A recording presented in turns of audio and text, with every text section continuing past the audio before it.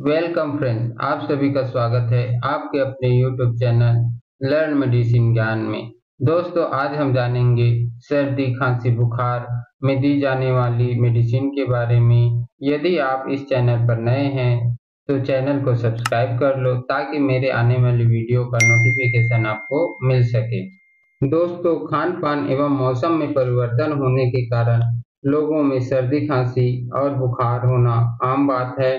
दोस्तों, व्यक्ति को गले में खराश होना, टांसिल में सूजन हो जाना, सिर में दर्द होना, हाथ पैरों में दर्द होना, एलर्जी के कारण आंख और नाक से पानी आना और बुखार होने पर डॉक्टर द्वारा क्या ट्रीटमेंट दिया जाता है, इसके बारे में डिटेल से जानेंगे।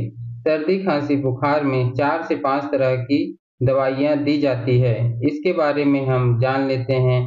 पहली दवाई दी जाती है वह एंटीपायरेटिक और एनाल्जेसिक होती है, जो दर्द और बुखार को कम करती है। यह टेबलेट ज़ीरोडॉल पी नाम से आती है। यह टेबलेट एसिक्लोफेन और पैरासीटामॉल का कॉम्बिनेशन टेबलेट है। इसमें एसिक्लोफेन 100 mg तथा पैरासीटामॉल 325 mg मिला होता है। एडल्ट में इसे खाने के बाद दिन में 2 से 3 बार तक देते हैं। अब दूसरे टेबलेट के बारे में जान लेते हैं। दूसरा टेबलेट है क्लेवम 625 mg टेबलेट। यह टेबलेट एक एंटीबायोटिक है।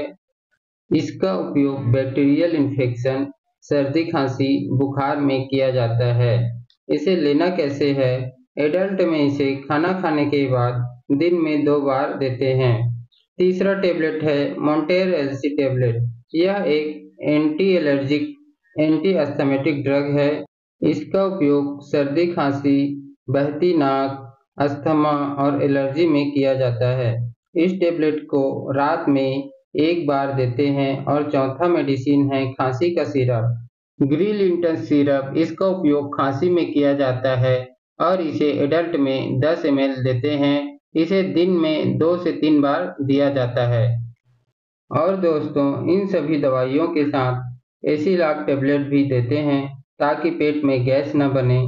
और इस टेबलेट को दिन में 2 बार खाना खाने के आधा या 1 घंटा पहले देते हैं।